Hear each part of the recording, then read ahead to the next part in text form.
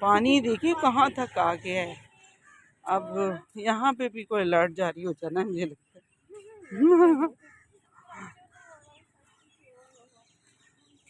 پانی اپنے کناروں سے تجاوز کر گیا.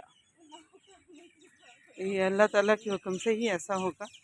اور پانی کی سرکشی آپ نے دیکھی ہی ہے کہ سوات میں پانی کی کیا سرکشی تھی. سب کچھ بہا کے لے گیا.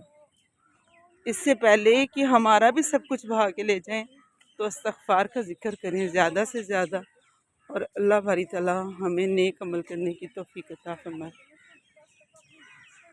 ہم بڑے بڑے محل بنا کے سکون سے سو جاتے ہیں اور یہ نہیں پتہ کہ اللہ تعالیٰ نے انسان کو مشقت میں بنایا، اور مشقت ہی اس کا مقدر ہے کہ وہ نماز پڑھے، ذکر کرے، اللہ کے لیے فلاحی کام کرے. لیکن نہیں، ہماری سوچ بڑی محدود ہے. اپنی حد تک خود کے بارے میں سوچتے ہیں بس.